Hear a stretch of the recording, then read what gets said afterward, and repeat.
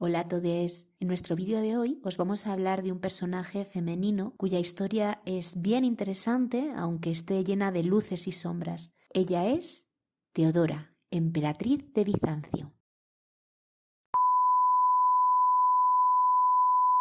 Teodora es una de esas figuras en la historia que son bastante misteriosas. Vamos a ver que ella partió de ser una mujer muy humilde y llegó a convertirse en la emperatriz de Bizancio, y esto no le granjeó muchas amistades. Yo os voy a contar lo que más o menos entiendo que puede ser válido de todas las historias que se cuentan sobre ella. Vamos a ver, ¿quién era Teodora? Como os digo, venía de una familia muy humilde y eso hace que nosotros no sepamos dónde nació y cuándo nació. No hay registro. Se calcula que más o menos debió de nacer alrededor del 500 después de Cristo.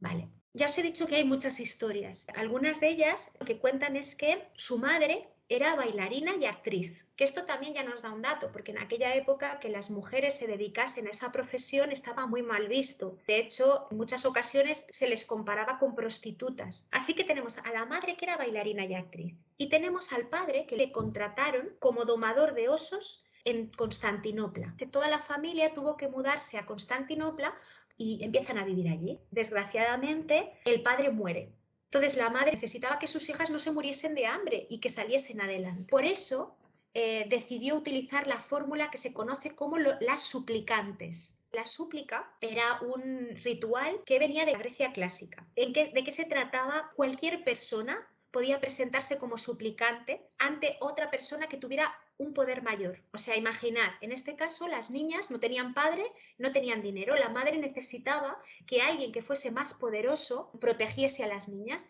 El acto que tenían que hacer era suplicar la ayuda, ¿vale? ¿Dónde lo hicieron? Las llevaron al hipódromo. En una de las carreras importantes las cubre de guirnaldas, las lleva al hipódromo y la tradición decía que tenían que portar una rama de olivo o de laurel y las presentan delante de todo el hipódromo de Constantinopla para pedir ayuda. En este caso, lo que sucedió fue que la facción verde, que era la facción que había contratado a su padre, que se suponía que era la facción que las tenía que proteger, se negó a protegerlas porque ya estaban manchadas. Eran hijas de una actriz, bailarina, no tenían valor, vamos a decir. ¿Quién les acoge? La facción de los azules. La facción de los azules decide darles ayudas, ¿no? Y entonces ellas, a partir de entonces, no van a morir de hambre, que eso es la parte buena, tampoco van a ser ricas, van a ser muy humildes, pero por lo menos no se van a morir de hambre y van a tener la protección de uno de los grupos más influyentes de Constantinopla. Pero las niñas van creciendo y se tienen que ganar la vida. ¿Cómo se van a ganar la vida? Bueno, las hermanas mayores empiezan a trabajar con su madre de bailarinas y actrices, y ella con 10 años ya empieza también a trabajar ayudando a su madre, ayudando a sus hermanas, y claro, empieza a demostrar desde pequeña y a medida que va creciendo sus dotes como bailarina, y a medida que se va haciendo mujer pues se va viendo su atractivo, ¿no? Claro, se vio sobre todo que tenía una gran influencia sobre los hombres. Se ve que era muy atractiva y cuando ella se ponía a bailar, pues todo el mundo la miraba, o sea, que era muy embaucadora, ¿no? Y eso hizo que, claro, cada vez tuviera más fama y se vio que además la fama le llegaba sobre todo cuando hacía bailes de carácter más sexual, ¿no? Con menos ropa, cada vez más eróticos. Entonces llegó a hacer cosas como, por ejemplo, actuar en el hipódromo casi desnuda encima de un caballo, ¿vale? Haciendo bailes de este tipo. A veces era en el hipódromo, a veces era como en bares o en teatrillos, ¿no? Hasta el punto de que a los 16 años ella se volvió una actriz una actriz bailarina muy famosa de carácter erótico, porque os voy a explicar una función que pasó a la historia, según dicen. 16 añitos, se sube al escenario, semidesnuda, ¿vale? Se tumba en el escenario con las piernas abiertas de cara al público y hace que los esclavos le coloquen granos de cebada en el sexo. Entonces sueltan a unos gansos y los gansos empiezan a comer los granos de cebada. Era una representación erótica, conceptual, era una especie de performance muy transgresora en la época. Representaba el mito de Leda y el cisne. Este mito, Zeus, para poder acercarse sexualmente a Leda, se convierte en cisne, la embauca, la deja embarazada y tienen dos hijos, que sería Helena y Pólux. Por eso, esa representación de Teodora en el escenario en realidad era una representación, como os decía, conceptual, erótica y muy transgresora de ese mito clásico. Imaginad qué escándalo una niña de 16 años en un escenario de Constantinopla representando este tipo de obras, ¿no? Bueno, realmente lo que tenemos que ver es que lo que estaban haciendo era sobrevivir, se estaban ganando la vida, básicamente. Y esto llevó a un siguiente paso. Teodora sí que llegó a prostituirse, por lo que parece, se convirtió en una de las prostitutas más requeridas de Constantinopla y, bueno, tuvo tantísimo éxito que llegó a abrir un prostíbulo con una amiga suya, con Antonina. O sea, tuvieron un prostíbulo que era muy frecuentado en Constantinopla. Pero esa vida es una vida muy dura. Esa vida no es una vida fácil. Entonces ella lo estaba pasando muy mal y decidió, cuando pudo permitírselo, cuando ya tenía dinero, decidió dejar el mundo de la prostitución. Se fue con su amante oficial, que se llamaba Ecébolo, y se fueron fuera de Constantinopla. Estuvo 4 años con él, tuvo una hija. La cosa no acabó bien. A los 4 años volvió a Constantinopla porque el chico le estaba maltratando, le estaba pegando. Era una mujer maltratada. Ese hombre fue salvaje con Teodora. Vuelve entonces a Constantinopla, huye de su amante y le acoge de nuevo su amiga, Antonina. Decide no volver al mundo de la prostitución y empieza a trabajar de hilandera. Y ahí es donde va a cambiar su historia. En aquel entonces, por cosas de la vida, Teodora conoce a Justiniano, que aún no era emperador. En aquella época era el sobrino del emperador. Pero el tema es que, por lo que cuentan, Justiniano se enamoró perdidamente de ella. Se ve que se obsesionó con Teodora.